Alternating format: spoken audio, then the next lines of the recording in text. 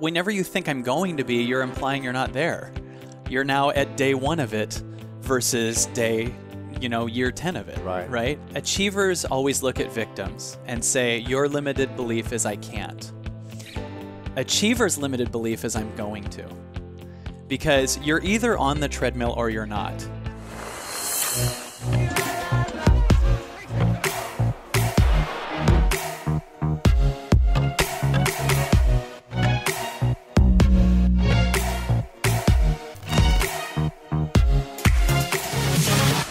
I believe every problem is an illusion.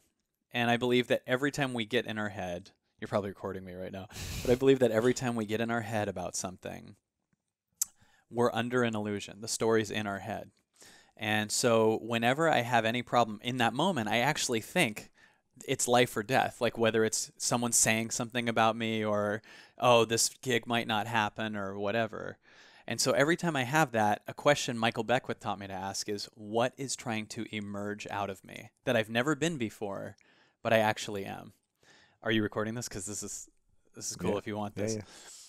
Like a caterpillar, if it's a caterpillar's walking on a stick, if there's a wall here, right? The victim caterpillar goes, oh, there's a wall here. I'm not gonna do this, right? The achiever caterpillar, the make it happen motivation caterpillar, goes, I'm gonna get over the wall. Right? That what's trying to emerge out of me caterpillar goes, I think I'll just sit here for a week and do nothing. And then the cocoon forms and eventually it has wings and this thing's a non-issue. It's not existent. So I've had it before where someone talks crap about me, right? Now the victim caterpillar goes, I'm going to leave this. The achievement caterpillar goes, I'm going to prove them wrong, right? I'm going to have another #1 Comedy Central special and show them that I'm... But the what's trying to emerge out of me caterpillar goes, okay, this thing is here. What illusion, what story am I in for this thing to even be an existing thing? And for me, that shift happened when comics were giving me crap because I was this positive guy. And all of a sudden I was like, I cared what they thought about me, but something was trying to emerge out of me. Yeah. So I had to sit, and I sat in a hotel for a long time. And I felt all this pain in me that was like the most I knew at that point was, how do I show them they're wrong? And then eventually I noticed my mind was coming up with all these solutions, but I was just sitting on a bed, safe. But my mind was literally fighting for its life for days, but I'm totally safe. And we always are sitting here in a place of thinking, I got to fix this problem. And we're actually in fight or flight, life or death mode when we're totally safe almost the entire life. Yeah. So at one point I saw my mind was doing this, and I realized I'm not my thoughts, because my thoughts are coming up with this and I was separate from the thoughts. And I realized I'm the one looking at this. And all of a sudden my entire life story collapsed and I was just this moment. And I stared at a wall for like 5 hours and I felt totally free. And I realized I felt a freedom that was even better than who I am as having a #1 Comedy Central special or whatever it is. I'm actually this moment only, and I felt freer than I'd ever had been. Wow. And I flew back home after that, and I tried to get my DVD player to play a movie, and it wouldn't play it. And then tried a second one. I tried 6 movies, and it wouldn't play it. Finally, the movie Adaptation played. And there's a scene in the movie where Nicolas Cage says to his brother, he goes, in high school, there's a girl you really loved, and she was saying crap about you, and you didn't care. And he said, why is that? And the brother said, because whatever she says about me, she can't take away from me how much I love her. And then he said, you are what you love, not what loves you. And I realized the only reason I had been stressing was I was under the illusion that who I am is what they think about me. And how could I be what someone thinks about me? What one person thinks about, one person could hate me, one person could love me. Their issues with me have to do with their crap and their childhood and their past. So if I think one person loves me, I become that and then think this person. No, I'm not what they think of me. Do I accept what they all think of me? Do I love them in their hatred of me? And when you go back to your childhood, that's who you actually are. In your natural childhood state, you're just always, you don't care you don't even know about what people think about you, and you know what you want to be. You know you're going to be a singer, or a dancer, or a comedian. Yeah. You're not thinking about, well, yeah, but I got to consider this, or will I sell enough, or you just be that.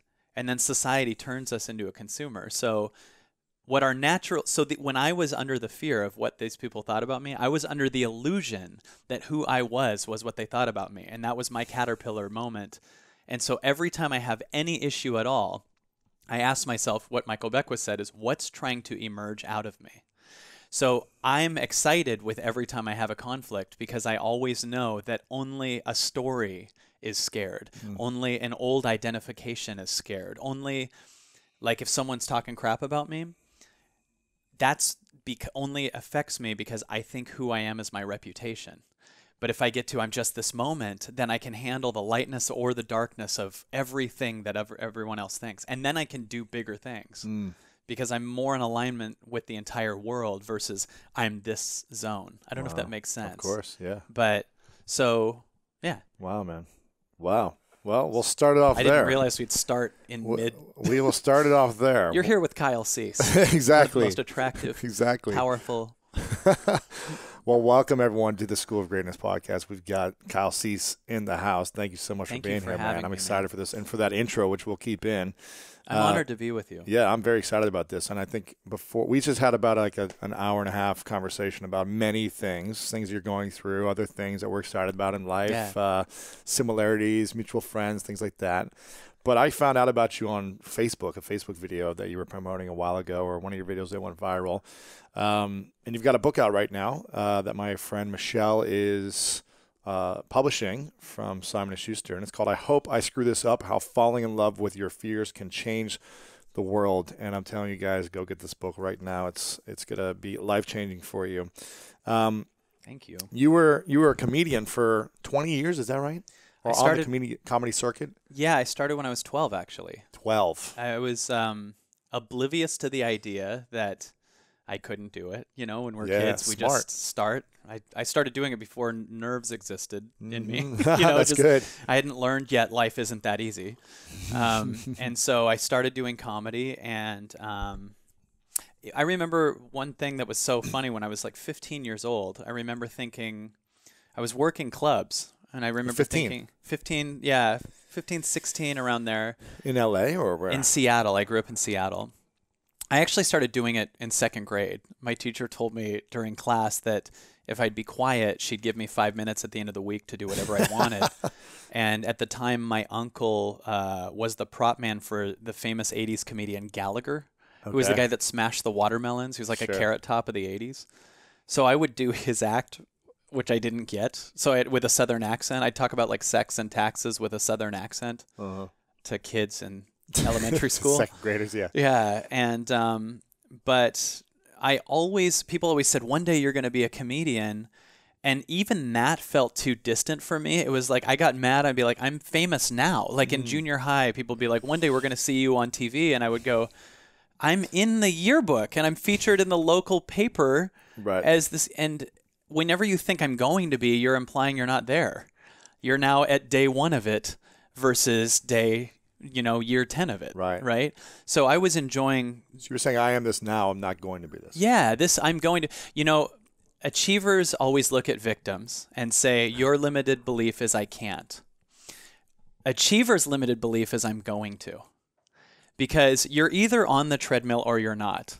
You're either meditating or you're not. And there's so many times people go to seminars and they get all pumped about their next year plan. And it feels so good in their mind that they don't do anything anymore. Right? It's like that almost was the addiction. They've got the good feeling, so they just keep going to more events every week. Right. It'd be like going to the gym and having them explain to you what a treadmill is and all the benefits you'll get from a treadmill. And you're like, awesome. And then you leave, but you didn't get on it. Yeah. And we have this one addiction that we never, I think everything's an addiction almost.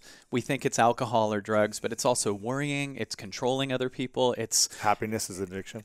Excitement. Anything's addiction. I mean, I'm so excited that's coming, so I'm not in the now about right now. I think this thing's bigger than right now. Well, I'm excited about this trip that I'm always going to be going on. Right. And if you think if I was doing this talk with you, and then later today I was going to be on whatever Obama's, or something. If I thought I am, Obama's got a show now. Let me know. Yeah, get me on after you. Okay. We have a great comedian. It's not a good I'm not. But if I thought that was who I am, a huge illusion we are is when we're in this illusion, I think a huge illusion we live in is this: when something happens, I'll be happy. Every one of us can think right now, we live in this world of when I finally get that #1 show, when I finally get out of this relationship, when I finally get that body, that job, that career. Launch that book. Right. Exactly. You wrote about that in your first couple pages. Right. Like, when I finally write this book, then they'll take me seriously. Right. You said something like that. Yeah, because that's the illusion. Right away, you're like, I got to do this right. Right? What does that mean? I got to do this the right way. When people say, how do I do this? What they're actually saying is, what does how mean? How do you even know if it's the right or wrong way? If I got something for it, right? How do I write a book? You got to do it the right way, meaning I'm not complete unless I get something. You're writing from fear because you're saying I'm in lack unless this sells a ton or people like it. So when I go on stage, if I'm like, how do I do a good job? I'm immediately under the illusion that who I am is what the audience thinks about me. And I'm not just love as is, that I'm in lack of love. So I'm actually creating from a place of lack every time I want something, right? I'm creating from a place of I'm not enoughness. So if I'm under the place of when something happens, I'll be happy, I'm actually saying I'm not enough until I have that thing. The shift that I had after getting to have a lot of things, I was in the movie, like Not Another Teen Movie. I don't know if you've ever seen that. But you're in 10 Things I Hate About You. Yeah, I was in that too. Yeah. But I remember getting the audition for Not Another Teen Movie and thinking, if I just went to producers, and then I got to producers and I was more enslaved. If you just got to producers? Meaning like if I could just get to the producers, like the second audition. Right. Get a call back. And get a call back. Yeah. So then I get that. And I'm like, if I just book this, I'll be happy. Now I'm more intense, more not happy. And then I booked it. And then I'm like, okay, if my part just stays in. So they're editing it for 9 months, and I'm just totally like, please what if give me that one line. Then it's in there. You're like, okay, now you get the bigger movie. I'm like, now I got to get another movie, and this one better be a hit. So if you think when something happens, I'll be happy, or if I get that person, I'll be happy, you're actually saying I'm in lack without that thing. And immediately you put yourself in a place of making that thing bigger than you, and your connection is to that thing. So if it leaves, you're not happy. It's your oxygen. So you strangle it, and that's why everything we think we want, we lose, because you're not ready for it if you want it. You got to get to a place where you love you enough where the thing just naturally comes to you, or better. Because if you think, I want that thing, right? If you're saying, when I get that, I'll be happy, you're not going to be able to create it nearly as much as when I'm happy, things will happen. When I don't need something to make me happy, then you can create. And I totally believe in motivation, all that. It's so important. But I can't believe how much stuff wants to come to me that's so much bigger than the thing that I think that I'm going to get. Everything you think you want from here, the biggest vision board in the world, still includes some of our past story. And our past story includes our lack and our doubts. Yeah. So the best vision board I could make for this year is nothing compared to what could actually happen if I instead just fall in love with not knowing and show up and stay in the room. If I just don't know what I'm going to say. So like when I do my events, we do these Evolving Out Loud 2-day events. I don't know what I'm going to say at all. I speak the whole time. There's nothing scheduled. If I had scheduled something, I'd be immediately enslaved to it has to go this way. Expectation of a certain look, feel. Yeah. So then you're not going with the moment. You're going with it has to be this way. So I'm not moving from my heart. I'm moving from my memory and my head from what I scripted because I wanted to do it the right way so I could get something from the audience. But if instead I start with I don't know what I'm going to say, and I love that. What if we start this podcast with, I don't know what's going to happen, and I love that. I love not knowing. How much more freedom do you have? Because we are under the illusion that when we think I don't know, that we have to learn how to know. But what if you instead let it unfold how it wants to, and then you can play, then you're in your heart.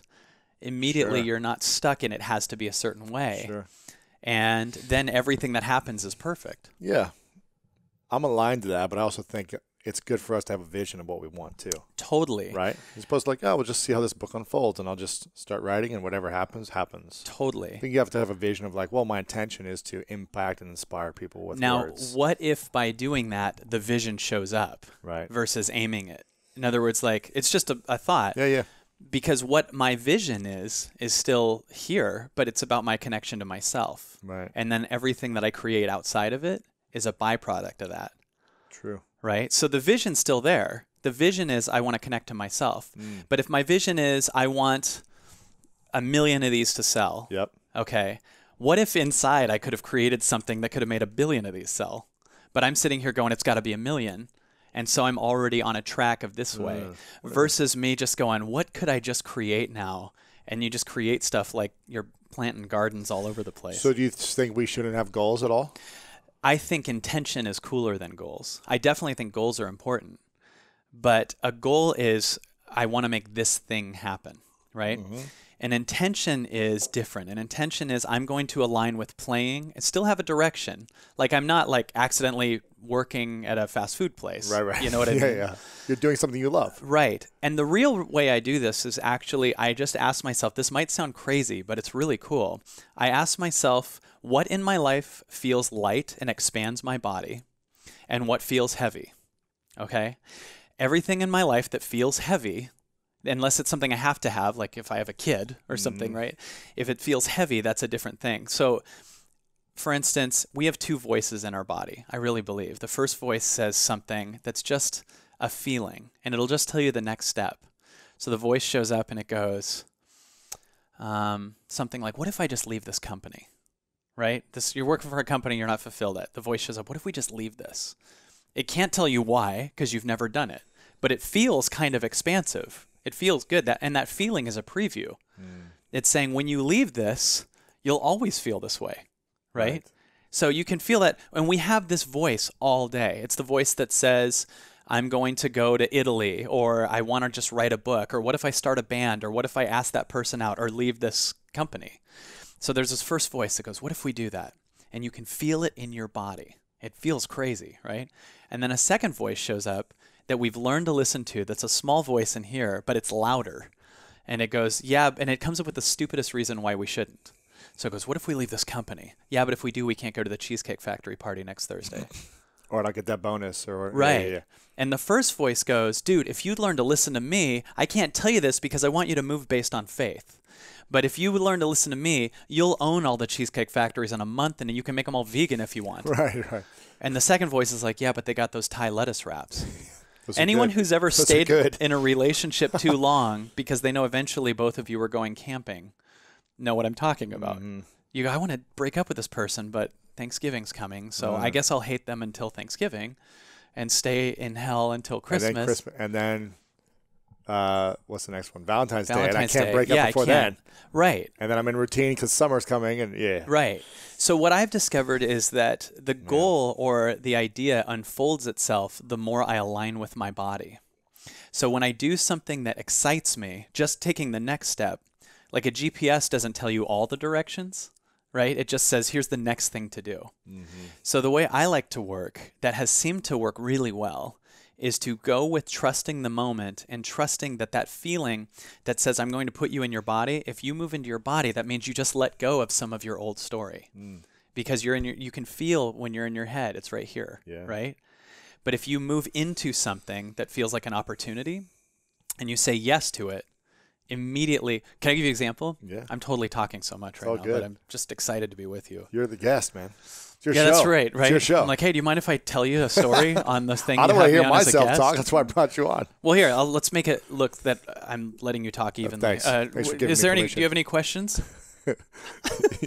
Yeah, go ahead. What's your thing? What are you thinking about right now, well, Kyle? Lewis, thanks for asking. Here's a great example. One day I was doing an event. At the time, we had 200 people in the audience. There were 200 people. It's weak, man. I know. Step your game up. Well, that's what happened. Is if you had a goal of how many people you'd want to reach, maybe you'd reach more. Well, check this out. It's so weird you say that. There's not even a camera here. If you had a 1,400 person theater that you said, hey, I want to fill this theater. Right. Well, this is what happened. Why are you limiting yourself? Well, that's what. Well, check this out. So that's weird because what you're saying and what I'm saying actually complement each other. Yes. They're perfect. You do need goals. You need this, but there's also this element of playing with what you're feeling and learning stuff that might even be beyond the goal. Because sometimes people have a goal like, I just want to make this relationship good, and I'm going to come up with this thing, but they might actually still be with someone that doesn't align with them. True. Or I'm going to be number one at this job. Meanwhile, you're ignoring this thing that's like I could be in a band or creating this thing that I love. Doing art, music. Yeah. So what level is your goal at? Is it your goal that you think when I finally get there, I'll be happy from a limited space? Or what happens if we surrender more and hear a goal that's even higher and crazier and weirdly we'll move there faster? if we stop trying so much and allow, right? So Dan, my teammate, said to me, he goes, we just did a 200-seat event, and it was actually hard to fill at the time. And Dan said, so what do you want to really do? And I said, I want to do a 2,000-seater. And right when I said that, my body got excited, and my brain showed up and went, dude, you barely showed 200, right? And I actually felt two bodies. Like, I want to do 2,000 seats, but here's why I can't, right? And we have this with everything. I want to leave this company. Yeah, that'd feel good. Yeah, but I wouldn't make any money. You can't see how much money you're losing by staying in a job you hate. Yes. Right? So immediately so I said to Dan, okay, I feel this opportunity here, but there's this fear. If you step into the opportunity, the fear goes away, because the fear isn't of the thing you're about to do. It's of choosing to do the thing you are about to do. When people go skydiving, they always say the scariest moment is when I'm looking over the side of the plane. You know what I'm talking about? Yeah. But you're safe in that moment. They always say when I leap off the plane, I'll be fine. You're going 10,000 miles an hour. I'll be fine once I jump and I'm completely not safe. Yeah. You weren't scared of skydiving. You were scared of choosing to let go of your old story. Right? Yeah. So he said, what do you want to do? I said, I want to do 2,000 seats. Okay, let's call the Saban Theater. We call the Saban Theater. So that's my skydive, right? Say yes, make a decision, go, right? Let's lock in the date. Let's figure out the rates. Let's get stuck in we have to sell 2,000 seats, right? So we call the Saban Theater and find out it would cost $60,000 to rent it for a weekend. So immediately both bodies showed up again. Do you want to pay $60,000? Yeah, but I can't. So we just find where I said yes, tell them yes. Okay. Wow. So I said yes, and immediately my mind went to another channel where it had different ideas that was not the limited guy that was going to make this choice. Now I'm a guy who does 2,000 seaters. Wow. So my mind was actually asking very different questions because I had said yes to this. So right when I said that, my mind came up with this. It goes, what if there's a radio show called KPFK, a public funded station. What if you just donated 1,000 tickets to them and let them, for their fund drive, raise money? And give them out. And my body then went, that would be very easy and effortless, but I have to make money to fill the theater, right? So I texted KPFK, a friend of mine there, and I said, I'm going to give you 1,000 tickets. And they said, well, then we're giving you your own radio show.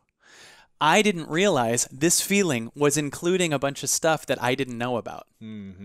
Whenever you're scared to let go of something, the only reason is because your mind can measure what you will lose. It can't see what you'll gain. So when you're scared of breaking up with someone, your mind is scared because it's focused on the loss of one person versus the gain of 7.2 billion people if you're bisexual and willing to date everybody. Absolutely. So immediately I said to KPFK, I'll do that. They said, yeah, you got it. Then I found out Saban Theater's taking too long to get back to us. So we're going to find another theater. Wow. So we called the Alex Theater in Glendale. They were like $15,000 for the theater. And KPFK immediately, seats. It was 1,400, which was like, that's a great step up. Yeah. KPFK immediately fills the theater with 1,000 seats, and we're so excited that the other 400 was so easy. Yeah. And I realized it was easier to fill 1,400 seats than 200 seats because we're more excited about it.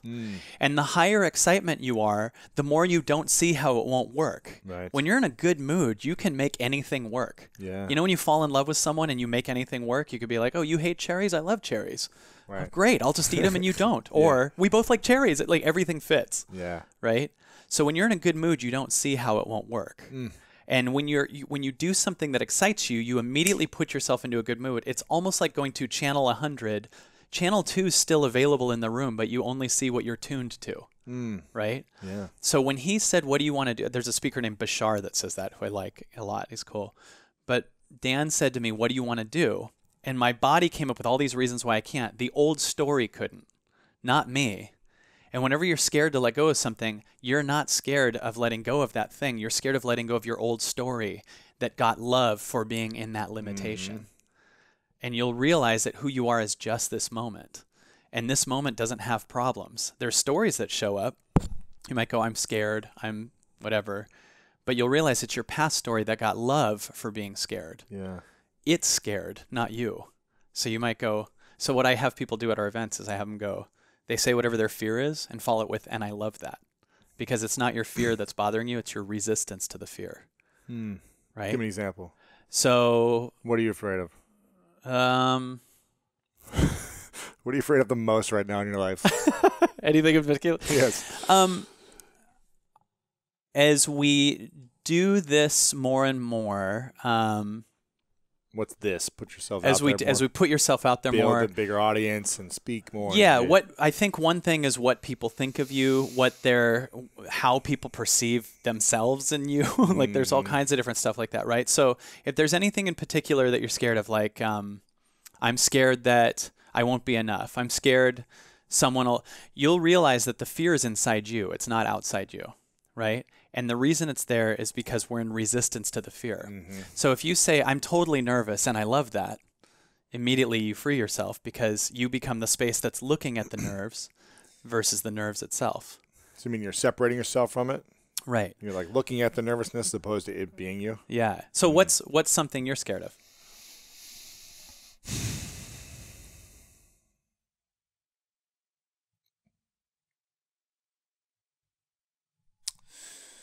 Staring at a blank wall right now. Yeah, I'm trying to think. Should we ask them? I don't know. What's my big fears? I mean, or their fear. Oh. That'll be alone? Is that my big fear? I don't know if that's my big fear anymore. Let's say it was. Okay, yeah. Say I'm going to be alone and I love that. I'm going to be alone and I love that. Yeah. Immediately, what's that feel like when you say that? I don't know. It doesn't feel scary. Right. Because it's not being alone. People go, well, yeah, but what if I don't get the job? They're deciding, it's their judgment that they think they should get the job. That's the problem. Versus, yeah, if you don't get the job, that's going to be space for a better job or whatever. Right. So it's not that you're scared you'll be alone. It's that you're scared. It's that you're in resistance to that you're scared that you'll be alone. Yes. But if you love that you'll be alone, what happens is there's a little you that shows up that hasn't been seen by our parents in a certain way. And it's trying to do things the right way to get love the way it did in its childhood. Yeah. And we need to be the space of love for that kid now. And by the way, with all the things that you want in your life, way better things will show up when you clear out this crap through loving it. Right? So loving your fears. Loving your fears. So if I said, accepting it, loving it, acknowledging it, and saying, okay. Fall in love with your fears, because the only problem is you're addicted to an old story where that fear, you got love for it. We go to lunch with our friend and we talk about all our problems and then they bond with us. Think about this. Think about when we were kids. If you and I went to another planet right now and we were raised by two 30-foot tall aliens. I usually say 20, but because you're so big, I made them 30-foot tall. Thank you. And we're raised by two 30-foot tall aliens, and neither one of them spoke English. And we don't know who they are. We're just put on this planet. And for 20 years, we're raised by these giant things. And one of them comes home drunk every night. And it's just screaming. It's like, ah, rah, rah. And you start to learn, I better not speak out or this thing's going to hurt me or abandon me or leave me, right? And then the other alien really loves it when you tap dance, let's say. I'll tell you, that alien gets all the other... So you start to learn for 20 years, the way life works is don't speak out, and when I tap dance, I get love. And then you go, and everyone has two different aliens, right? Then you go out to the rest of the planet, and you're tap dancing, and those aliens are like, I don't even like tap dancing. That's our parents, right? Yeah. And you go back to their childhood, their parents were in like the Great Depression. Yeah. You go back 10 more generations, you're in slavery and Viking times. And none of them did the work we're doing. Right. So that we're getting bags of all this crap from like the 1400s. You know, they're like teaching them club her in the temple and drag her home. That's the training and then parents learn, they teach their kids to survive. You need to survive. Don't do what you want to do. Become this, become a lawyer or this thing. Right. And you start to learn. Don't do it learn. brings you joy. Yeah. So you start to go, well, I want to do this thing, but I'm going to lose love that I got from my parents if I step into the great thing that I am. Yes. So, but that they I'm going to disappoint them. They're going to abandon me, and I don't want to be abandoned. And there's a replacement for that, which is you being the space of love for you that you've never gotten from your parents. They did the best they could. You forgive them, you love them, and then you just go, okay, what is it I'm scared of? And I'm scared to tell my parents that I want to do. Okay, I'm going to tell me that. I'm scared that I won't be enough, and I love that. All of a sudden, it feels not alone. Right? Mm-hmm. I'm scared that people won't like me, and I love that. People might not like me, and I love that. People might be crazy, and I love that. People might write me really weird messages, and I love that. People might do bizarre things, and I love that. I might not be enough. People might attack me. People might... Yeah, I might be broke. I might be in millions of dollars debt, and I love that. Now, people might think that's just crazy because then you're just ignoring it. No, you're creating a space that's bigger that will totally create and take care of those problems as a byproduct. Mm-hmm. I've learned that everything that I'm scared of losing is going to have to be taken away from me to make room for what I really am. If someone walked by you with a glass and they were scared to death that they're going to drop it, what would you do for them? Like, oh, I'm scared of it. Right. Say, I got it. So the universe takes from you everything that you're scared you're going to lose to show you that you're enough on the other side of that thing. Without it. Right. So you're scared you're going to lose money? Cool. The universe will make you broke. So you can realize, oh, I'm still alive. I'm still here. I can make things happen. I'm resourceful. I can go create a new life for myself. In fact, you were stifling your amazing gift because you were so focused on what you would lose. So when we're afraid of the thing, yes, that thing's going to show up in our lives. Right. And I'm not saying fears don't happen. There's stuff that I told you that I'm dealing with in my life, right? And you feel it. And I sometimes just by saying the thing you're scared of, you connect with other people. If you go on stage and you're nervous, say you're nervous. Yeah. You go into a job interview, say you're nervous.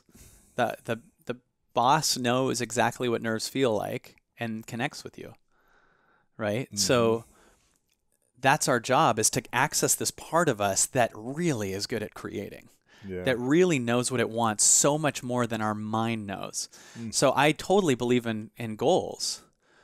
I just believe that there's even bigger goals sometimes than the goals we make that want to come through and will when you clear out all the crap that you're not.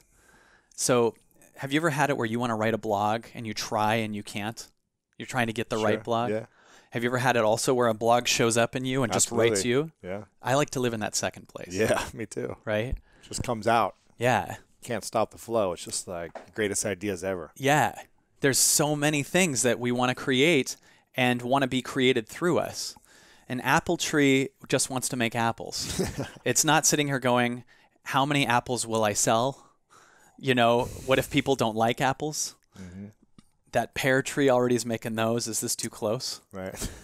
If it did I say it's making apples? Yes. If it did, then it wouldn't create the apples. So how many apples are we not making because we're so obsessed with what we'll get versus what's trying to come out? Yeah. Whenever I do events with people and they have like all these plans set up for the event, I'm like, man, are you missing amazing moments? Because the control freak in us wants to make it perfect. Yes. Versus just letting our creativity come and do its thing. Because we don't know that on the other side of about a half an hour of crap, there's brilliance and creativity and play. Wow. So you show up and you say, I don't know what I'm going to say, and I love that. For your events. First thing I do is I tell the audience I don't know what I'm going to say, so we're all on the same page, and that I love that. And I also tell the audience, let go of your expectations. So what do they know what to expect when they buy a ticket? They know just from, I think, watching the videos, that what we're going to do is beyond the story of what we were. And if they have an expectation and I meet the expectation, then they don't change. If I don't meet the expectation, do something cooler, then they're going to be blindsided by a breakthrough because they realize that the expectation they had was based on what they've seen so far, so there's no room for anything new. I really believe no one's ever broken your heart, but they've broken your expectations. And by breaking your expectations, they got you closer to your heart. That's a good one. So no one's ever broken my heart. And the only reason I'm stressed is because things are happening in the world in the way that I've decided that they shouldn't. Right. Right? So it puts me in a position of me going, okay, there's a thing happening. Do I argue with it, or do I first of all accept that it's happening? Do I love that it's happening? Then I can do it. I can react to it from not a place of fear, but possibility. Yeah. Right? So, wow, man. Yeah. Why did you transfer from being a comedian to doing, this type of transformational work, while obviously adding your comedy flair and humor into the mix? But when did you decide, you know what, this whole comedy tour thing and doing these specials and whatever, I think it's like no more? I think one shift I had was... And when was it? It was 2011. Well, 2010 was a big one. Mm-hmm. You were on tour. You're doing the comedy special thing, comedy show, or different. You were like, here's what happened. Yeah. In 2010, actually, I decided to see what would happen just for fun. I had just discovered something, which was this thing that I was saying at the beginning of you are what you love, not what loves you. I started realizing that motivation is awesome, but it's nothing compared to what we actually are.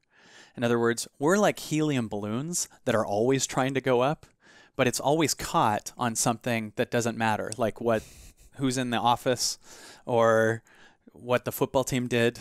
You know what I mean? Who said something to you or whatever. Right. Yeah, who hurt you or whatever. Yeah. I believe one of the biggest reasons we stress is we spend our lives trying to control what we can't, and we don't control what we can. We try to control what Donald Trump said. We try to control, our past and argue with it. We can't control it. Everything you can't control, just let go of it. You don't have to deal with it. Yeah. Right? You can control what you think about that. You can control what you do with that. I can't control what they think of me, but I can control if I love what they think about me or not. I can control if I accept it. So when I realized that, I started thinking, I think that a lot more could be achieved if I just let go of the things in my life that are heavy and allow myself to see what happens on the other side of that. Like, what would happen if I spent 90 days off of Facebook? Right? What kind of creation would I create not doing this all day? Right. Mad that my brother is friends with my ex. And didn't like your like recent post or whatever, yeah. Yeah, like meaning like Facebook only puts you in a place of lack, right? Yeah. You go on Facebook and it's just, there's a party last night. That's why you're not on Instagram. Right. Yeah, I'm on Facebook, but I do use it versus doing what I can to not let it use me. That's how I found you. Yeah. Just being one of those guys that just scrolled through and seeing one of your videos. Yeah. I think you were sponsoring one of your posts and it was like had 3 million views or something. And I was like, who is this guy? And it was like so moving and powerful. So I think these platforms we can use for a lot of good. Yeah. Well, it can be an interruption for people. To see what's possible in their life, not what's lacking in their life. Well, it's so important that, you can feel the difference between using it with an intention and letting it totally run you. One is mindless and you get caught and then you actually find yourself stressing about something you have nothing to do with. Like you'll just see someone's post and you bring your opinion into it. Mm-hmm. Why? Like, let it just go by, It doesn't need us to get in there, Right.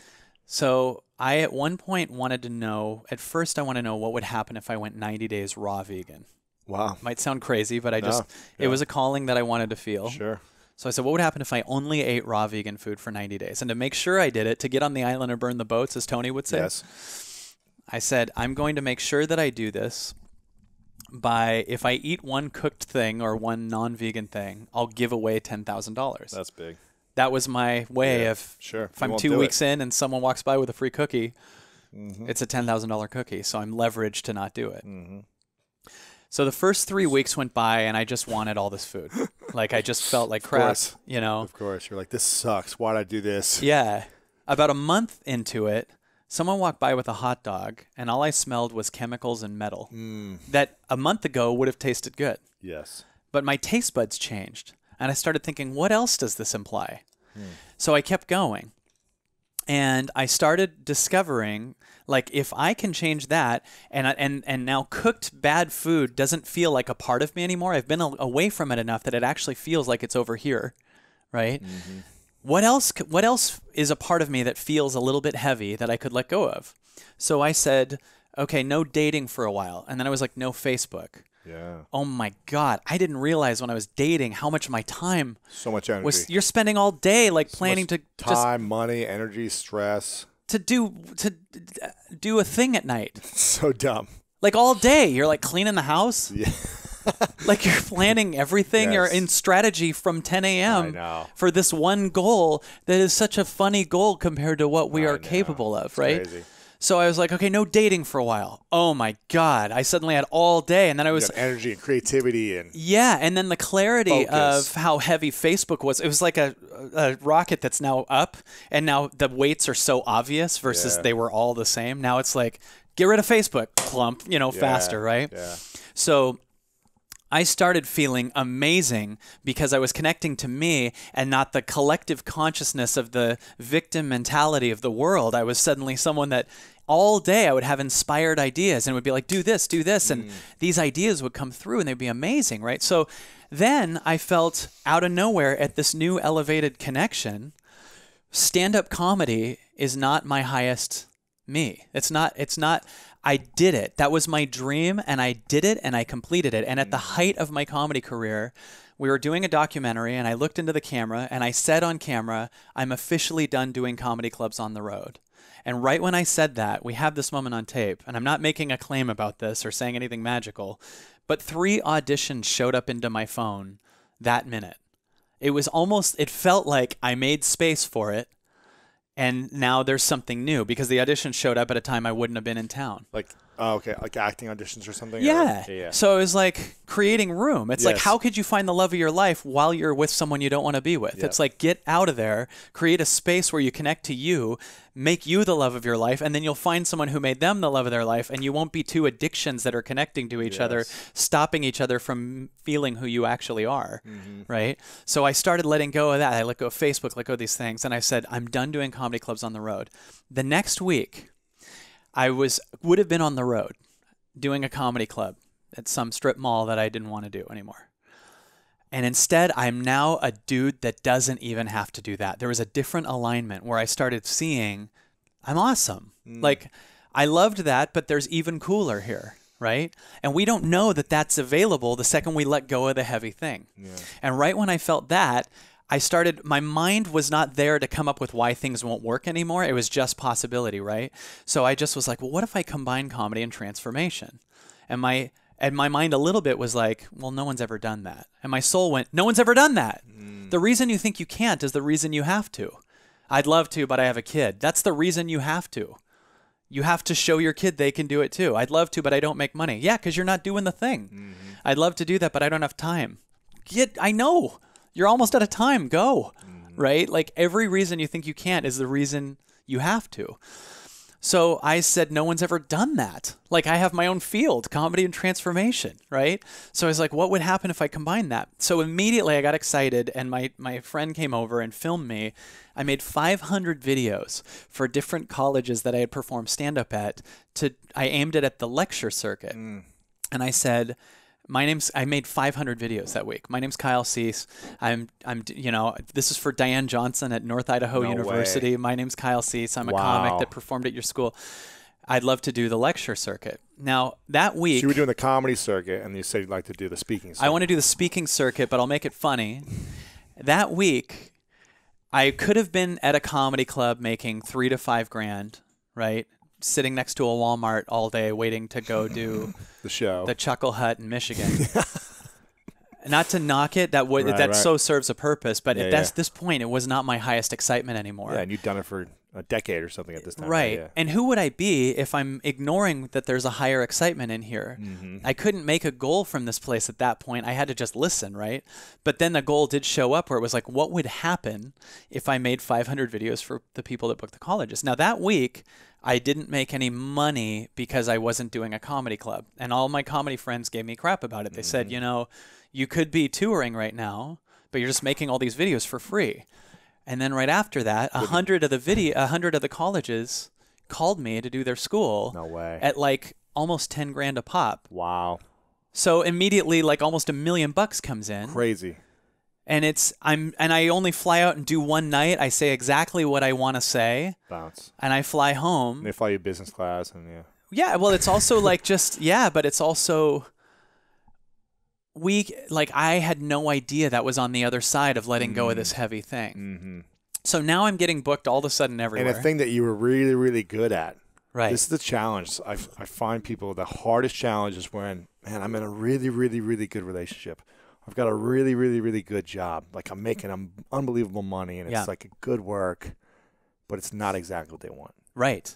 And they have this other thing that's like they're thinking about constantly. And they're making their circumstances more important than their soul. They're making their money bigger than their soul. And what you don't see is that when you make your soul first, you'll make way more money. And you don't care when you make it. By the way, you don't spend all the money on addictions because what you do is so fun that you're living in the moment. And an addiction gets you into the moment. But when you are the moment, an addiction is just a contraction. right? So it just like, I already am happy. So all your money suddenly doesn't go to that. You actually can recirculate it into your company. You can give it to charity. You feel so much more fulfilled as you circulate. I don't like to have a big bank account. I like to do this with it because I like to prove to myself I'm the apple tree, not the apple, right? But it always pays for itself. You put out in videos. This podcast came from something I paid for, sponsoring it, right? So then I started doing all these colleges, combining comedy and transformation. I had a huge agency at the time that wasn't doing this stuff with me. In other words, I did the colleges and they just wanted 10% of it, but they weren't in alignment with they were the comedy tour people or whatever, right? They were a huge agency that were great for getting me in movies and different things. But not speaking and this type of thing. Well, and they did, but as they just wanted me to do the comedy again. Right. And I felt this thing, but they still were taking 10% of everything. So when I would on my own go get these gigs, and then I'd see a $10,000 offer come in, and I'd immediately picture I have to give them $1,000. Now my mind started justifying why I was keeping them. Because it could go, well, they are the ones that get me out for movies. I believe if you have to justify why you're keeping something, you have to let go of it. Because the things in my life, like my fiance, I don't justify. You'll never hear me be like, Christy's awesome. I mean, she gets great medical. Like, I don't have a reason. Right. But if you say a reason why something's good, then it's not your highest alignment because you're ignoring your calling and your mind is trying to make sense of why you're keeping this thing. Oh, this job sucks, but it does give me good medical, or I do have that promotion coming up. Your mind is talking. So you're ignoring your body, you're ignoring your heart, you're not feeling connected. And now you're going against the grain, and now you're going to be in an addiction because you're not in your heart, right? So this agency, I started, should I let go of them? They're one of the biggest agencies. And probably starts with a C or a W. Yeah. One of those. Yeah. And all my comedian friends were like, you're crazy to let go of them. And I asked my grandma, who's a very spiritual, meditative, she goes, leap. You're bigger than it. Go for it. So without even understanding why, they just felt out of alignment for me. I let go of this huge agency. And I called them and I said, I have to trust my calling, that it's even bigger than my connection to you guys. And they thought I was crazy. They were like, no one drops us. Like, we handle like Oprah, the Tom Hankses of the world. Yeah. Right. And I was like, I know, but I just have to do it. So I let go of them. And when I let go of them, I felt a power that was so huge where I was like, I'm not even needing to hold on to that. Wow. A week later, I'm offered to do a gig with Jim Carrey and Eckhart Tolle called Gate. And which was so magical because I'm told all the time what would happen if Jim Carrey and Eckhart Tolle had a baby. Oh my gosh. I, after letting go of that agency, felt so in alignment with myself that when I went into that audience and when I went on that stage, I didn't feel like I was less than or different than or not worthy to be there or so lucky. I felt like I was one of them.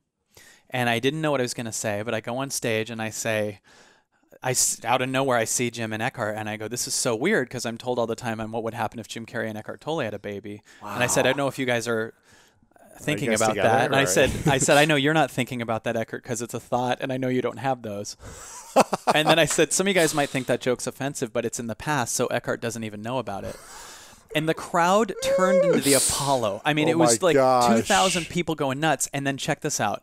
5 people came up to me that were producers and offered me parts in their movies. Oh my gosh. Now, the agency I had for 3 years, the reason I would keep them, they got me auditions, but I was so worried about losing them that I blew every audition because I was trying to get it right for them and not bringing me into it. Yes. When I let go of them, movies came to me without auditions. And whenever you want something, usually you think you need a thing on the way there that actually is often in the way of you getting it. Like, I want to feel love, so I'm going to get a relationship. That's blocking you from the love that you actually are, right? I want to be an actor, so I'm going to go get an agent. Just start acting. Make your own YouTube crap. It'll go, if it's People from here, yeah. It'll go viral. It'll do your own thing. Now, every time I do an event, I'm in the audience. All the gigs I used to try to get, it's full of people that book me to come speak. Yeah. Combining comedy and transformation has created this niche where I get to speak to all these companies where they're getting a comedy show and they're shifting and their sales go up. So we get all day offers, right? And I don't mean it egoically. I mean, magic shows up truly when you stop. If you're wanting to do something amazing, if I want to do something amazing outside of this room, but I'm holding onto this table, I can only do what I can see from the table in this room. I have to let go of it and trust that I'm safe and get in the alignment. And then I can go anywhere outside of this room into any. So if you're in a job you hate, you are stuck in the room with that job. If you're in a relationship you hate, you're stuck. You are not in alignment, and you're declaring to yourself, I'm only doing this because I don't trust that I'm safe. And the life just goes, all right, you're not safe. I'm going to keep throwing crap at you because you're not listening and getting in alignment with me. And so that's why if you ever felt it's time for me to leave this relationship and you don't, the universe kicks your ass every time. Right. You go, I knew I should have left earlier. Wow. Isn't that crazy? Crazy. I don't know if I'm just nuts to you or you like no, it. I love it, man. How was Eckhart's reaction? He was so awesome. Was he laughing during this part, or was he kind of like, did he get that it? Moment or was he kind of frustrated, like, oh. That was such a huge night because he was so wonderful. And then I'm backstage with Jim Carrey. It's crazy. Jim's one of the guys I want to have on here. He's like, he's one of my top 5. He's magic, and he was so wonderful. And I sat with him for a while, and then after the last act was on, I just remember being in the hallway and just being with Jim Carrey and Eckhart Tolle and Jim kind of holding my hand and being like, good luck, let's do this. And it was like I was saying goodbye to my parents and going to college. It was just such a and Imagine was playing on stage. That's rippling. Gosh. Imagine by John Lennon is rippling through the hall while I'm just like, with the two. I mean, how specific is that those two are together? Crazy. Right? For me, that was like, I didn't know, like I felt like I was. It's crazy. That you couldn't combine those two. It'd be like if Oprah and LeBron James were there for me. Right. And they're like best friends and they create an event and they're like, we just need an Oprah-esque LeBron James speaker. Exactly. Is there any author that combines these two things that are totally opposite things? Right. Wow. Because they feel like opposites, and people always go, I can't imagine those two. How do you combine comedy and transformation, which is why it's so cool, right? So wow. Yeah. That's crazy. But I guess that's the biggest thing that I could tell. Like, if you feel it's time to let go of something, remember, you're just scared of what you'll lose. Let go of it, and you won't believe what happens when you prove to yourself that you're okay without that thing. And then weird ideas show up that are kind of, feels weird to say, but a higher frequency. They're better ideas. So, man, this is crazy. You like that? Has anything happened with either of them since then?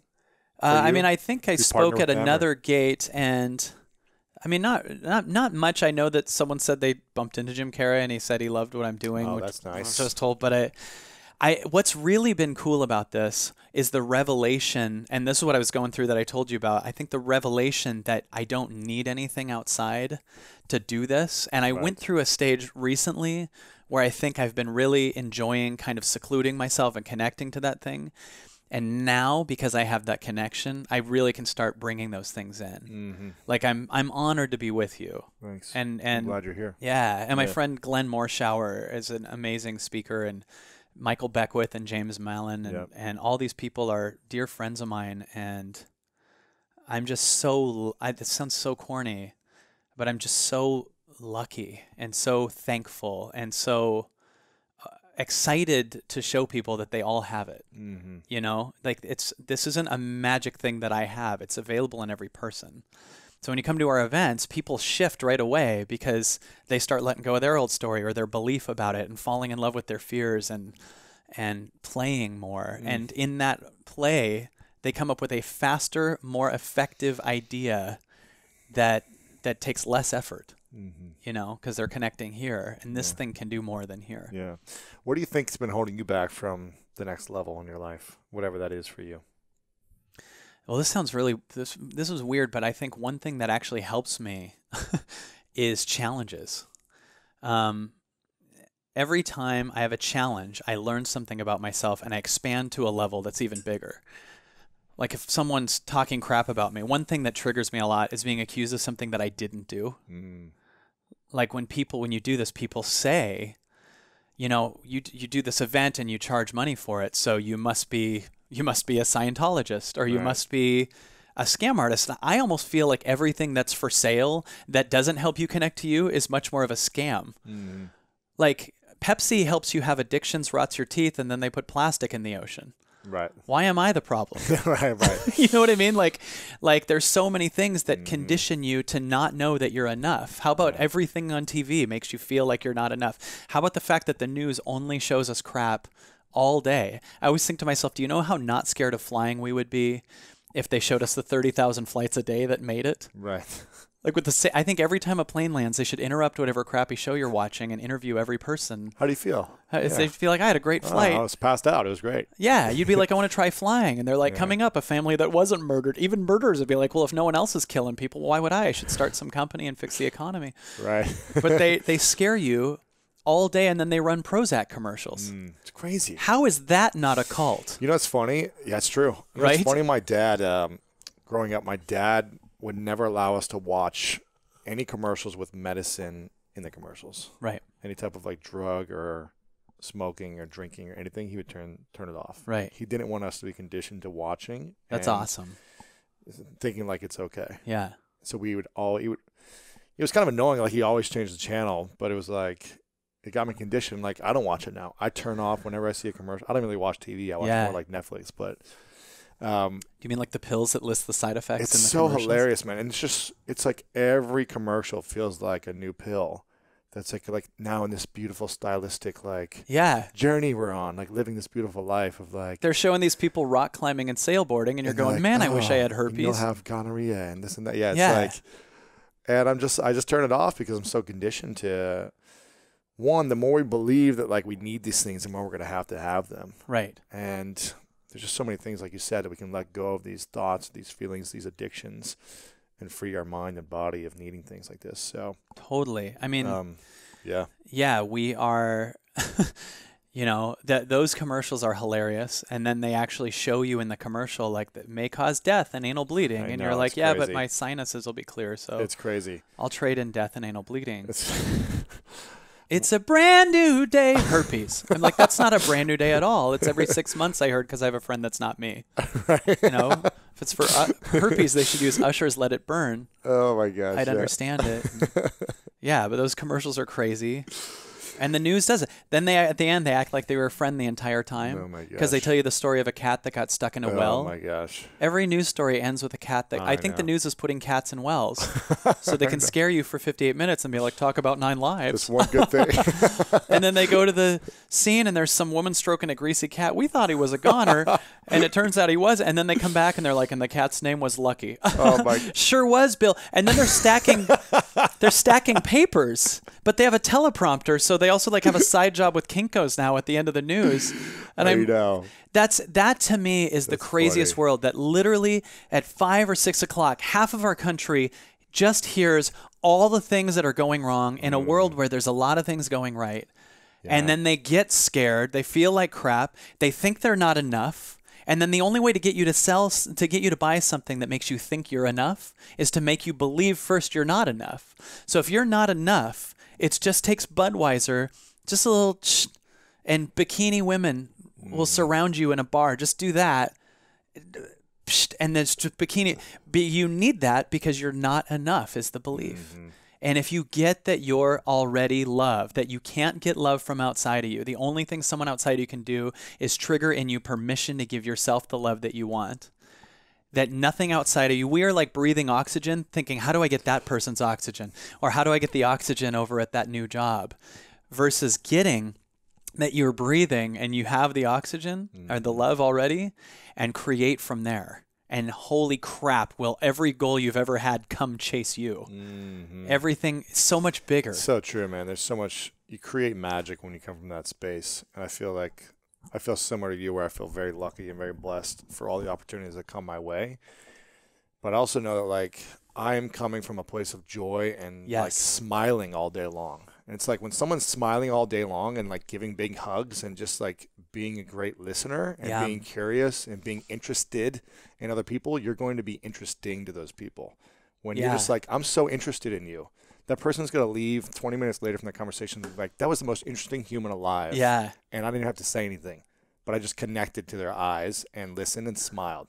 And there's 2 types of people that do that. There's the real listeners like you. Yes. And then there's the people in the spiritual communities that change their name to Rainbow Maca Sunshine and want to be the long starer. Oh my gosh. Do you know yes. It's a little like weird. no matter what you say, they act like they heard you and it was so profound, but you realize they aren't hearing me at all. They just want me to see how good they are at hearing me. Yes. You'll be like, I have to go pee, and they're like, thank you. That's like a JP Sears video, right? Like, yeah. No, we both had that in common. That's that so we true. talked about that. That's so true. You don't Yeah, know. you've got to be genuine about it. Absolutely. I mean, well, you're not. We were talking. JP came on like stage so at my last connected, event. you're disconnected. Yeah. Right. You're like so connected.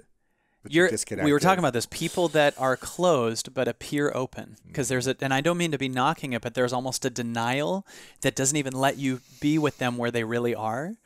That's that spiritual bypass thing that is so important not to do. You have to be real with everything you feel. It's one thing to say you're infinite, and I believe that, but it's still so important to be with every feeling. It's going to pass, but you have to be with it until you grow enough to transcend it. Yeah. But there's some people that they won't feel it, and they just, everything's fine, and they're not doing anything, and they say the universe will provide, but it's saying take action to provide. Do something. Do Give this. value. Feel this. Deal with this trauma. Whatever. Love yourself. You can't. Yeah. I'm not giving you anything until you actually access you. What did you learn from comedy that's allowed you to really break through people or be an interruption for people in a positive way? Because we were talking before, most of these kind of transformational work is very deep and dark and heavy and like serious and like there's no space to be play and creative except for like small little moments when they're like, okay, now's the time to like access your inner child and like be playful. Comedy gets you into the moment, which is great. You're never laughing and thinking about your taxes next week. You know, when you see something funny, you usually look at your friend and connect with them in the moment. You're like, he said that. And you're in this moment right now. And it makes it very easy for transformational truth to be both heard and accessed in you, because you're in such a good mood. You're in a playful state. And I don't even realize I'm not here to be comedic or transformational. I'm here to say the truth, and sometimes it comes out one of those. Mm-hmm. It's funny how many people get obsessed with labels. Like people go, so what are you now? Right. Aren't you, you were a comic and now you're here. Like, I can't manage and control you. Like, I'm this moment, I'm change. And sometimes it comes through however it needs to. But making it, and sometimes it just comes through because it's actually funny. I don't even try to, I was going to say making it funny, but life is funny. Life is hilarious. And when you talk from a real place, often when we go to the transformational side, we're in denial of what's funny. You know, you go there and everyone's like, everything's perfect, you know? And so it was a weird home for me for a while, because in one stage I'm making fun of everything. And then you go to the world where everything's perfect. So you're in this weird place where you're like, don't you hate it when someone cuts you off? But they're supposed to, because they did. And you have no voice. So I started realizing our ego is hilarious. The things we do, like I had an old bit that works both in the comedy world and in the real and the transformational world, the real world. It works everywhere. But I talk about, have you ever had it when you're walking in one direction and you realize you're going the total wrong way, so you have to turn around, but you can't just turn around because you know other people are watching you. You have to do other stuff too. You have to be like, oh yeah, and then turn around, because you look weird if you're just like, I screwed up, and then wrong way and I love it. You have to like do a thing, and that's just funny no matter where you're looking. We do that because of ego, caring what people think about us. Yeah. But I think that for me, I noticed that my voice was necessary and needed, at least to me, when I would go to some 6-day awareness transformation event, and they'd be like, we're going to all feel good. I want to thank you all and bless you for being here. We're going to all be with ourselves. And then I would go, I'd do a joke, and everyone would laugh, and we'd all be in the moment. And the teacher would be like, please, we're trying to be happy. Does everyone have their weird necklaces? I think one thing that's so fascinating is how much we love to make everything outside of us bigger than ourselves. Mm-hmm. And even when we get into the spiritual side, they do it to other things that are more invisible things, but they're still victims to those things. Meaning, like, when you're unconscious, you're having a bad day because someone cut you off. Now it's Mercury retrograde. Right. Right? Don't sign any documents right now. Right. Yeah, yeah. But I don't believe in that, so it doesn't affect me. I believe that we're the space that all of this crap is in. And we love to make things outside of us bigger than ourselves. People love to make a problem bigger than themselves. And I still do it all the time, right? We make a problem bigger than ourselves. Fear, for instance. Fear is when you have a thought and then you freak out about the thought you created. That's like drawing a picture of a monster and putting it on the wall and then scaring yourself every night by your own drawing, right? Right. Or an idea, right? People do it. The crystal. It's I don't have my crystal. I'm nothing. Or the sign. People think everything's a sign, right? I had a lady come up to me and go, I want to divorce my husband, but I'm looking for a sign. So the fact you want to divorce him's the sign. Don't wait till you drive by Divorce Your Husband Avenue. Right. And even when you do, you won't make that the sign because we pick and choose our signs sometimes to justify why we aren't leaping. I called someone once and I said, hey, are you coming to my event? And she goes, well, I was going to, but my computer crashed and I can't tell if that's a sign I shouldn't. And I said, why is me calling you not a sign you should? Right. You're picking and I said, do you want to go? And she said, yeah. And I said, that's your sign. What you want to do and what you feel is also a sign. An idea, we get excited about an idea, but remember the idea came from you. Get excited about you because you can print this crap all day. When people go, you guys, I'm going to do this, and you get excited about this, that's like an apple tree going, look what I made, and now it's not making more apples because it's flipping out about the one apple. But you're all of them. Sure. And we got to get excited about us because we're the space that all of this crap is coming from, the good and the bad. Yeah. And that's where when you start focusing on the you start not making things outside of you bigger than you, so you're not unworthy of having it or experiencing it. It comes right into your life, right? So that's what I got to do. So, yeah. Amazing, dude. Few questions left for you. I don't want this to end, man. I know, I'm having fun. Maybe we'll keep it rolling. We'll see. What's a question you wish more people would ask you that they don't ask? I wish when I work with clients or people, I think a question no one asks, it's not a question necessarily they ask for me, but a question I wish people would ask themselves. Most people ask, why do I always have this problem, or how do I fix this? I can't believe no one says, how good can this get? Like, just not necessarily a question for me, but just like, why aren't we all going, how amazing could this get? How free could I be? How much creativity could I have? How much bliss and playfulness and effortlessness could I be in while simultaneously creating unbelievable things? No one asks that. They go, why do I always do this? Why do I always pick the wrong person? Because you asked that stupid question. Yeah. That question is totally going to give you more the wrong people. You're actually looking for why you have a problem. So to align with you, you only select people that have the same problem. You are scared to death of someone who actually would love you because you don't love yourself at that level. I at one point did 100 days of meditating. I actually sat up and for 2 hours a day sat and just listened to my chaotic thoughts. Wow. And people would say to me, I can't believe you have enough time to do that. And I would say, I can't believe you have enough time to not, because there'd be so many things I think I have to do that day. And then I would sit and I'd hear all these thoughts and realize I was going to do that to like people please or fix a problem that didn't actually exist. So when I'm done meditating, I go, I totally don't have to do that stuff. Wow. And then I only do what aligns with me and what I want to do. Amazing. Right. And so I noticed that in loving myself on that level, I was able to receive amazing abundance and love on the same level, because if you don't love yourself and someone actually comes and loves you, it will horrify you and you will sabotage it. Absolutely. I've been in a relationship like that. Yeah. Yeah. Right? I mean, where you sabotaged it because they loved you so much? They sabotaged it. Oh. Yeah. Not that I was like, I love you and I can't live without you, like weirdness, like love. Right, yeah, like, I don't mean that. I gave the girl exactly what she was asking for. Yeah. She was like, this is what I want for our relationship. This is what I want to create. And I was like, I was a little scared, but I was like, you know what, screw it. Let me like go all in and give it a shot. Right. See how it goes. And then I did that. And then right then she like freaked out and broke up with me. Right.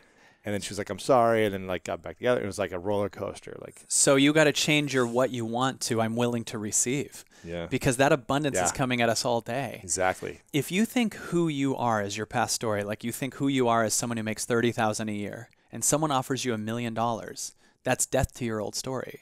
So you're going to sabotage it and go back to your limitation because you got all the love for staying $30,000. This is why lotto winners go broke. It's just instant money and the death to my entire old false identity, but I actually think I'm that.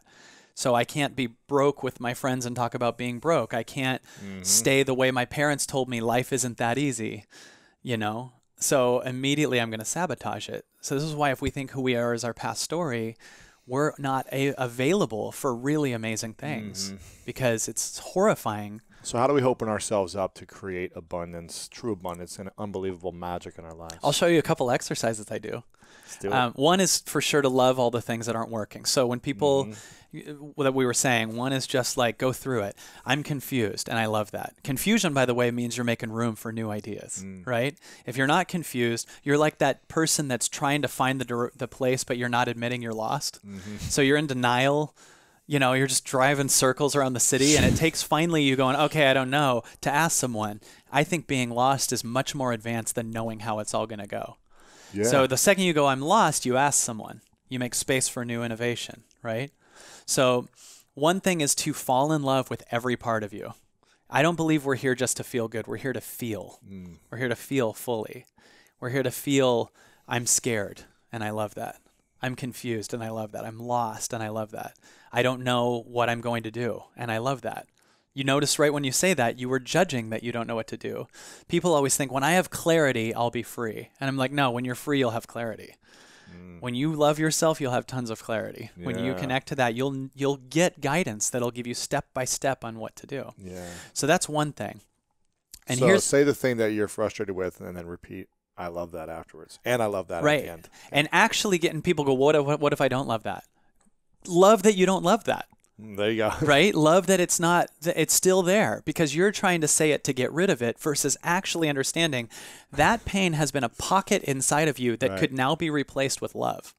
Because once it's loved, it will leave.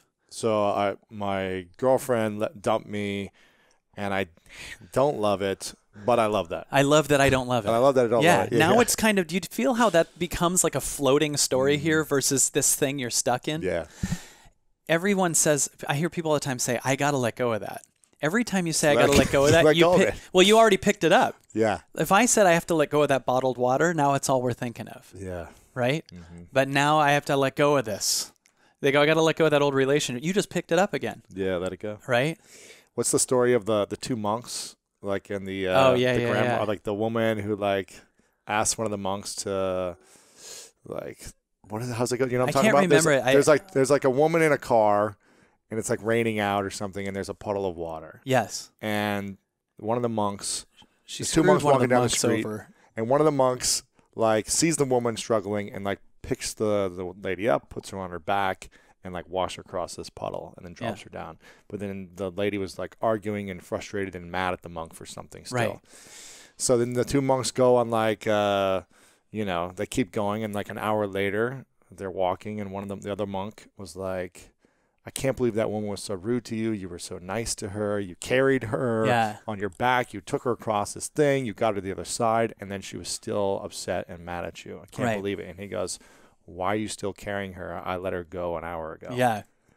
Right? It's amazing. I pretty much butchered that story, but you get the idea. You know what? And by the way, on a side note, I love to, it's so funny when you actually end up butchering those old things, because like there's a famous story that I try to tell and I forget it how it goes every time. I'll try to do it now. Sure. There is a guy, I think he's a farmer or a carpenter or something, and he has a son, and everyone goes, oh, your farm is so lucky because you had a son. And he goes, maybe. And then the son grows up and gets in a car accident. And they go, oh, this farm's unlucky because your son got in a car accident. And he goes, maybe. And then he goes to the hospital, and he meets this woman that's the nurse, and she's hot to him. And they start doing it, and they have a baby. Yeah. And everyone goes, oh, this farm's lucky, and the accident was lucky because they have a baby. And the farmer's like, maybe. And then he and the woman and the baby are walking out of the hospital. They were in there the whole time. And they were walking out of the hospital, and the guy fell down a pit. And while he's on the way down, they say the farmer, like, oh, this guy, it's not lucky. This farm's not lucky because the guy fell in the pit. But he lands in the bottom of the pit on a couple $1 billion is down there. And they go, oh my God, this farm is so lucky because it got him to get in the accident and fall in love. But thought the pit was a problem, but then he made the money. Then he just was bleeding, or he landed on the bleeding on the money. So he gets out of the pit with his new billions of dollars that he kept, didn't claim it. Yeah. And he's walking with the woman, and then he falls down. And they said, "Oh, it's bad luck again." But he hit his head on the rock, and solid gold blood comes out, amazing seeping blood that he didn't know he had in him. He'd not gotten cut until that minute. He didn't know it was full, like Rumpelstiltskin gold. And they said, "Oh, it's a good luck."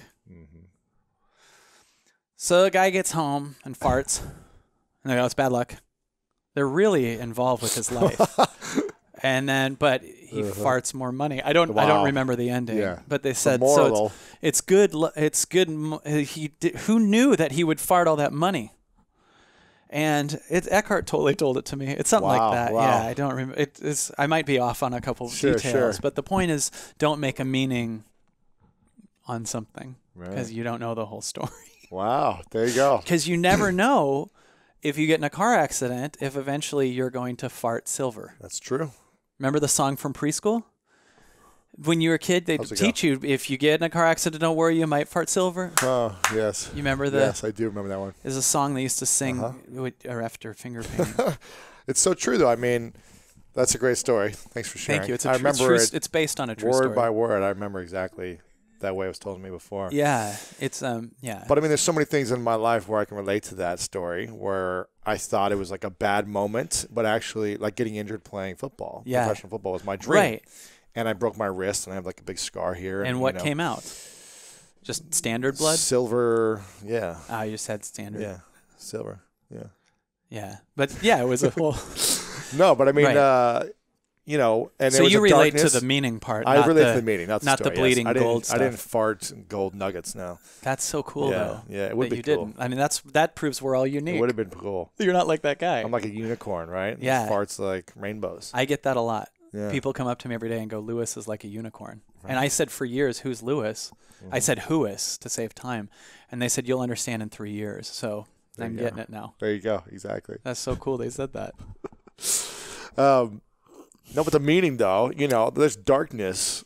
There can be darkness, but if we leave that meaning on that without seeing what's available on the other side, for me, 10 years later, like I would have never known that I would have this life. Right. And be doing the work that I'm doing and connecting with the people and having these other opportunities outside of this other dream that I had of playing football.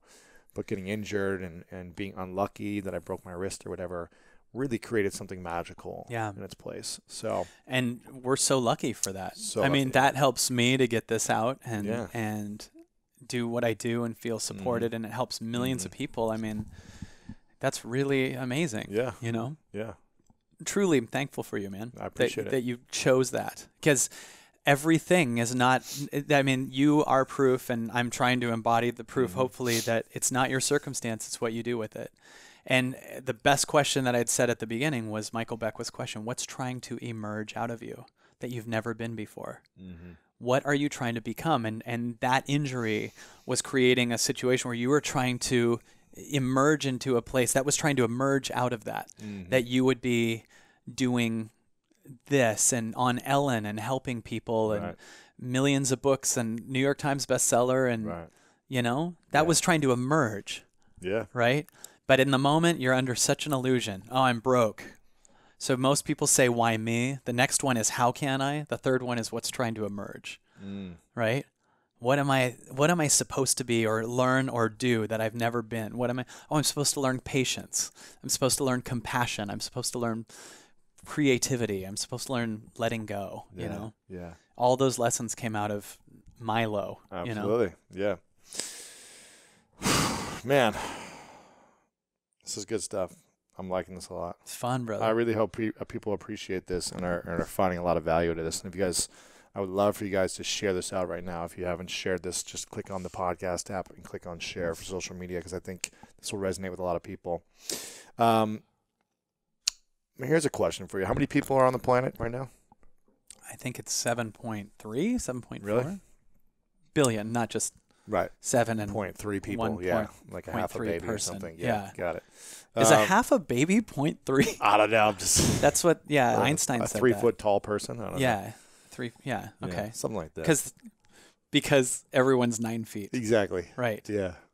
See, you and I go to these Tony seminars and we think that's normal height. I'm thinking of the aliens on the other planet that we're supposed to be. So it's 7.3 billion. Right. Okay. 7.3 billion. Because there's 6 here and I saw some outside. so it's more than. Yeah. So I want you to imagine right now, this is actually serious. All right. We're trying to be happy here. Right. Sorry, we were in a good mood. Yes. I want us to get to a good mood, not just be happy. So I want you to imagine that actually 7.3 billion people have headphones on and they're directly connected to this microphone that you have. And you have about 60. Were you wanting eyes closed, imagine? No. Okay. Yeah. Visualize. Because the whole time I'm like, am I just being a jerk because I'm not closing my eyes? No. Yeah, okay. But imagine we're connected right now to 7.3 billion people and they're to your mic. Right. And they have their own headphones on and they can understand English. Right. Or translate it somehow. And you get to share a message with people. Yeah. And this would be the only message you get to share with them. And you wouldn't be able to put out any other content and do any other workshops or books or anything, but there'd be one message you'd share. And everyone just put on their headphones and said, Kyle's got a message for us. What would you say? And right now they're all listening. I would actually say, accept what is completely. And then watch how much something beyond the story of you is ready to take care of you and change all of it. I would have said it cooler. And this is all still part of the message. Yes. I want them to know also. And me even saying this is part of the message is part of the message. It's a long quote. It's it's page 47 in my book. Wouldn't you flip if you opened the book and it was? That'd be pretty cool. It's just this whole thing. Even wouldn't you flip if you open the book is in the book. I think another one even better, just because it has a nice ring to it, is the biggest illusion of your life is when something happens, I'll be happy. And it's really when I'm happy, fully connected to myself, okay with all of my emotions. When I'm happy, things will happen. Yeah, that's powerful. We're so infinite. And we're so addicted to our old story. I just keep throwing quotes. You can't hold 2 babies without a third one. A penny saved equals 1 cent. And then with inflation, it goes down a little, actually. And if you're in Canada, it's 1.2 cents. There you go. So everyone... Save a penny? Use it equals pennies. Equals 1 cent. Love it. I want to make sure everyone gets this book. It's Kyle Cease's new book. I hope they screw this up. How Falling in Love with Your Fears Can Change the World. I highly recommend this, guys. Go make sure to pick it up. Support our man, Kyle. And go to your event. Go to kylecease.com. Is that where you're at? kylecease.com. We do these huge events. We go on tour. It's called Evolving Out Loud. Powerful. And we are in... Not quiet. Not because inner conversation. And I'll tell you why it's called inwardly. That. Because have you ever given someone advice and then you learned from the advice you gave? Absolutely. Sometimes you'll give people advice they're not even asking you. Greatest way you learn is by teaching, right? Yeah. But they aren't even asking that. They'll be like, I have a stomach ache, and you go, I think you should break up with her. Right. And they're like, I'm single, and you realize this is for me. So if you've given someone advice and then you learned from the advice, doesn't that mean there's 2 of you? So Evolving Out Loud is me actually saying the most authentic thing to myself that I need to hear through the audience, and the byproduct is the audience shifts so fast and goes out of their old limitation story that they're addicted to and into their heart. And in your heart, that's a real thing. Your heart wants to give to the entire world. And our events are just playfulness, and the 20 years of comedy is totally in there. And it's comedy meets transformation. We just did it on Broadway. We're on tour. We have Milwaukee, Austin, Seattle, I think is almost sold out, but the Moore Theater, like 1,800 seats. Wow. It's huge. It's really getting big. And it's fun, and it's not dogmatic. I'm not looking for followers. I'm looking for co-leaders to change the planet with by changing ourselves first. I get so excited about what people have, and I'm so excited to be doing this alongside you because I believe that as people step into their heart, eventually people will learn that the heart and the connection to the heart is a higher asset you have, more than control of other people or bankloads of money. And when we connect to that, the people that are hurting other people or hoarding or controlling will stop. They are just under the illusion that's the highest form of happiness there is. And when we start stepping into our butterflyness and listening to our calling, letting go of the heavy things, we will make it a normal thing to access this versus just making the highest form of happiness be a bunch of money. Mm-hmm. The byproduct will be a bunch of money, but you don't care because your happiness is here. Yeah. So you can start circulating it. So Evolving Out Loud is an amazing, some of them are a few hours and some of them are 2 days. You can see the whole thing on kylecease.com, but you will leave the event totally shifted in a place of new possibility and create something that really puts you in your body and changes a lot of things. I'm excited. There's one in LA. I'm going to try to check out if I'm in town. Yes, you are invited. In fact, I'm in town for sure. We'd love to throw you on stage for a second if you want. And Christine will be in the front row gushing the whole time. We would be transform me. She'd be excited. She'll be the butterfly. Transform me. She's so wide open too. Right? Like I walked through the door and she was just love. And she is. If anyone that listens to this all the way, that means there's something in them. I think that there's different stages, like caterpillars in the cocoon. Mm-hmm. There's people that hear this and this is a threat to their old story, so they go, that's crazy, and they leave, and that's fine. But I think that we need to make a place where the butterflies of the world fly, because the world is catering to caterpillars right now. There's caterpillar TV, caterpillar food, caterpillar dialogue. Yes. But we're butterflies, and butterflies feel a calling. And the big mistake butterflies make is they check in with caterpillars before they do it. Don't ask a caterpillar. Ask your body. And watch what happens when you hear it. That's powerful. Make sure you guys get the book. Kyle, I want to acknowledge you before I ask the final question for listening to your body and to following your heart and overcoming the fear of actually doing something that is more your calling. You know, it sounds like comedy was a great thing for you as itself, but it was really holding you back from allowing growth in so many more people. Yeah. You know, maybe you created some relief and fun and transformation and you're on way with that, but it sounds like what you're stepping into now, your true calling, is making a transformation in the world and really allowing your unique gifts to come out, which no one else has been able to do with transformation and comedy. So I want to acknowledge you for taking that step, for listening and trusting yourself and moving forward, letting go of the baggage or the agencies or whoever was telling you not to, and trusting, because most people don't follow that voice inside of them to do this. So thank you. Yeah, man, I'm super excited. I feel the same with you. I mean, we both had that, right? Yeah. We had that one mainstream, huge life dream goal. Yeah. Did it, and then combined it with growth and transformation. That's it. Yeah. I hope we do a lot more stuff together, man. I really like all that you're working on, and I'm glad we got connected. My final question for you is, what's your definition of greatness? Everything. Everything. It sounds weird, but everything. If you can just think everything is perfect, then you embody greatness in yourself. So everything's perfect. The story of what's going on, the thing you think you're worried about, the thing I think I'm worried about, everything, it's perfect. So if I think one thing's great, then another thing's not. If a sunny day is great, then a rainy day is not, right? So if I just love what is and be with even the pain, the nerves, the fears, it's perfect. So everything is greatness. Kyle Cease, thanks so much, man. Thank you, man. Appreciate it, brother. It's such an honor to be with you.